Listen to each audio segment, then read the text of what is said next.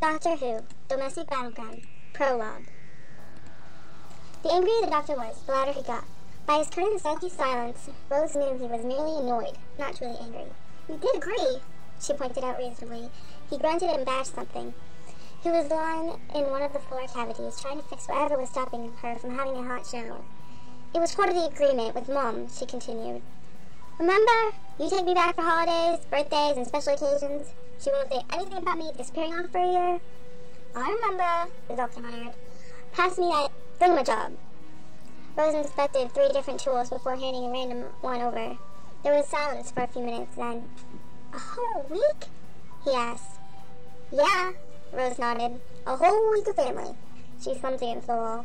"Damn, any chance of the world ending?" "Huh, I'd be so lucky." He sat up. "Your mom doesn't like me," he reminded her. "You don't like her," she retorted. "It won't be that bad. She's staying with Aunt Julie, so we'll be with Auntie Bridget." "But we can leave afterwards," the doctor checked hopefully. Rose nodded. "Yup, right after reception, we're off. I promise." He disappeared again.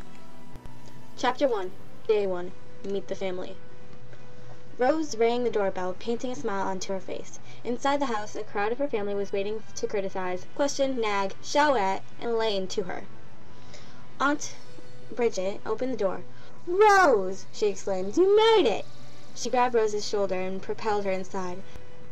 "Jackie, she's here! That doctor bloke, too." Rose managed an apologetic smile at the Time Lord before she was engulfed in a hug from her mom. She caught a glimpse of him being led off to her younger cousins before the interrogation started. "How are you?" Jackie asked, looking her daughter over. "You're too thin. Has he been feeding you?" "Yes," Rose answered, throwing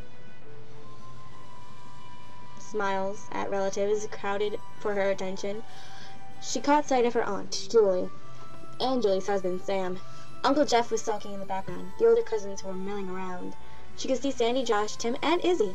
"Where's Bella?" she asked. "In her bedroom," Julie told her, tossing a cup of tea into her hand. "So where have you been all this time? Not for a postcard. Not that it's unusual." Egypt," Rose managed. "Hi, Auntie Julie. Hi, Izzy." She gave a genuine smile to her favorite cousin. "So, that was your doctor?" Izzy asked. "Yes, that's him," Jackie cut in. "Go say hello to Bella, love, and then we'll go get your dress fitted." She took the tea from her daughter. "And see what that bloke of yours is up to." Rose didn't even bother to protest that the doctor wasn't actually her bloke, and allowed her mother to propel her towards Bella's bedroom. The door was slightly ajar, so she knocked lightly and stepped in. "Hi, Bella." Her cousin looked up from her magazine. "Hi, Rose." She nodded. Bella was a tall, willowy girl, older than any of the other cousins by 5 years. She was serious and bookish and worked at the BBC, and Rose vaguely recalled that her husband-to-be was some sort of under-secretary or something in the government. "How have you been?" "Oh, you know." Rose sat down at the edge of the bed. "How's things going? Everything under control?" Rose asked. "Well, I think so," Bella admitted cautiously. "Flowers, cake, food, dress." She grimaced. "I'm forgetting something." "Fiancé?" Rose asked. "Out with his parents," Bella explained. "He'll be back after lunch," she sighed. "Mom's panicking," she said. "She and Auntie Bridget and Auntie Jackie. They're awful all together," Rose agreed. "So you having a night out before the wedding?" Rose asked. "Of course, you're coming, right?" Bella asked. "Sure," Rose nodded. "Wouldn't miss this for the world. One of us lot getting married. It's hard to believe." "Yeah, well, we're all expecting wedding bells for you next," Bella warned with a grin. "Where's that doctor of yours?" Rose groaned. "For the last time," she said, "and I think he got dragged off by the kids." "Rose! Bella! We've got to go for the fittings!" Jackie yelled up the stairs. Rose and Bella exchanged smiles. "Coming!" they chorused together, standing up and leaving the bedroom. "I'll go check on the doctor," Rose told her mom, pushing her way down the hall towards the bedroom of Bella's twin siblings, Sandra and Mark. She was fairly sure the kids were there, judging from the screams. She poked her head around the door frame. "Doctor?" "Rose!" A pile of children on the floor seemed to erupt, and the doctor emerged from them. "Hi! Help?" Rose hid a grin. "Sorry, I'm being taken out," she said. "You look like you're doing all right." "He's fun," declared Tommy, Bridget's 8-year-old son. "Can we take him to the park?" "Maybe later," Jackie said with authority from behind Rose. "You keep out of trouble," she ordered the doctor. "Come on, Rose." Rose grinned at the sight of Tommy and Anna tugging on the doctor's arm and left. "He's not mine." Rose grabbed Izzy's sleeve in horror. Please say that's not my dress." Izzy smirked. "That's not your dress." She waited a beat. "I'm lying, of course." Rose stared in dismay, the chatter of her mom and Bridget fading into the background. Oh, God. Why did she persuade the doctor to bring her here? Why did Bella have to get married at all? Why hadn't the earth opened up and swallowed her whole? It had before, so why not now? "So," Bella was radiant, "what do you think? Got the size right, I think. You'll have to try it on, of course." Silently, Rose wondered how, with her education, plush job, and fantastic taste, Bella had managed to choose this monstrosity for her bridesmaid dresses. "It's great," she managed. "It's really great." There was simply nothing else she could say. She was going to catch hell from the doctor when he saw her in this. "I'd better go try it on then," she said with false bravado. "Changing room?" she asked. "Over there," Izzy pointed. "I'll come with you. It'll probably be our only chance to catch up. What with all the wedding stuff, we won't get a chance later." Rose slipped into her changing room and drew the curtain. She stared at the dresses again. How could she possibly? She would wear this because it was Bella's wedding, and because her mother wanted her to. After everything she'd put her mom through, she could at least do this small thing. Couldn't she? "I know," Izzy confirmed in a low voice. "It's awful. I don't know how Bella came up with it. But what can we do?" "Nothing," Rose said glumly. "I bet Mom picked up this whole thing just to get back at me for that year." "Can you blame her?" Izzy's voice was full of curiosity. "Have you even told her where you were yet?" Rose sighed, pulling off her clothes. "No, I was traveling. I told you at Christmas." Yeah. So how is Egypt?" "Hot." Rose didn't tell her cousin that it had also been several thousand years ago.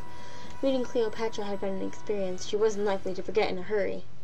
She looked into the full-length mirror. "Oh, God, I look—" There were no words. "Rose, how's it coming?" Bella asked anxiously. "Come out, let me have a look." Rose took a deep breath and stepped out of the changing room. "You look lovely," Bridget gushed. "Doesn't she look great, Jackie?" Jackie nodded, not finding any words. She so rarely saw her daughter anymore, and Rose looked so grown up. "It's a perfect fit," Izzy offered, trying not to smile. "Bella, it's perfect," the bridesmaid declared. "Just perfect. I'm so glad you made it back, Rose. Now get it off so that we can get a cuppa." Bella retreated into the changing room and changed as quickly as she possibly could, pulling her jeans and shirt on with relief. The dress was the worst thing she had ever worn, even including the bright orange body stockings she'd had to wear on Xena, when the doctor hadn't been able to keep his eyes off her breasts for more than 2 minutes at a time.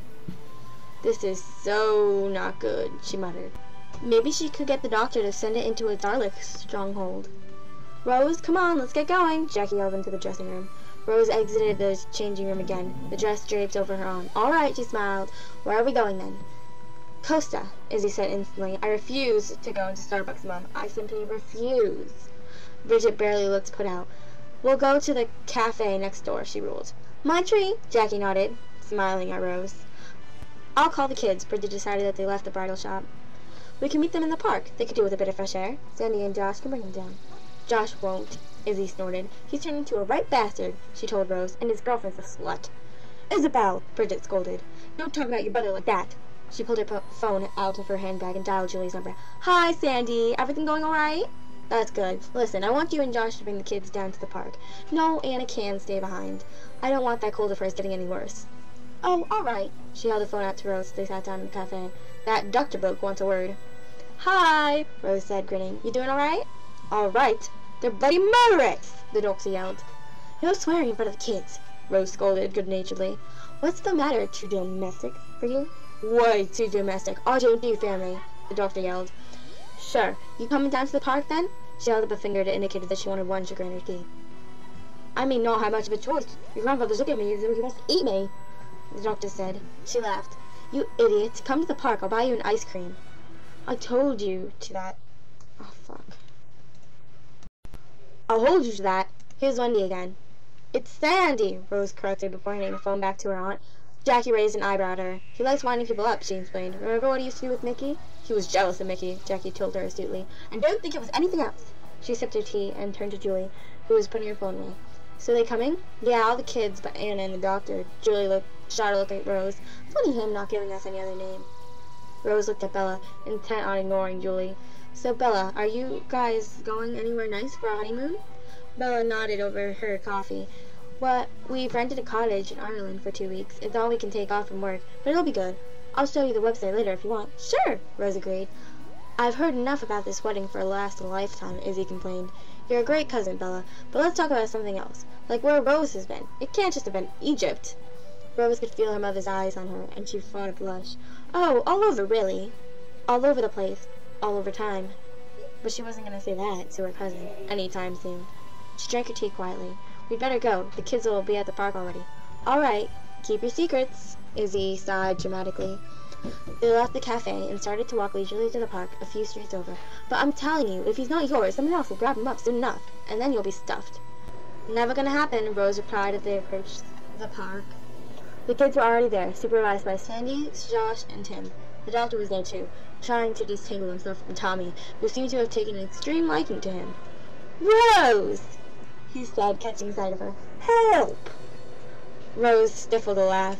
You're doing all right, Doctor. She waved at Tommy. Hey, Tommy, how's school? Tommy, hanging on the doctor's arm, made a face. Boring, he declared. But we play footy at break, and I've scored 6 goals. Brilliant, Rose enthused. Do me a favor. Go bother your sister Izzy for a while. Tommy looked hesitantly from the doctor to Izzy, who was chatting with Sandy and deciding that his sister was a better target. He let go as he raced off. Thank you, the doctor said fervently, brushing himself off. I don't do kids. You're doing pretty well, she told him with a smile. I do appreciate it. She waited a beat. Besides, this is just payback. He stared. For what? For the purple leg, of course. She linked an arm with his. It took me 3 days to wash that stuff off. Andy, Uncle Jeff's youngest son, came bounding over. Hi, Rose. Will you come on the seesaw with me? He looked up at the doctor. Can I wear your coat? Will you play with me? It was great amusement that Rose watched the doctor hand over his prize leather jacket to the young boy, and then chase the boy and other younger children around the park. He rarely won. Didn't do family? She shook her head. Maybe not, but he was pretty damn good at it nonetheless. Remember, this is a British show, so I tried to use British words to make it sound more, well, British. As you can tell, I'm not British, I'm American, therefore, I probably pronounced them wrong and did not use them right because I do not know what they mean. So, just so you know. Thanks.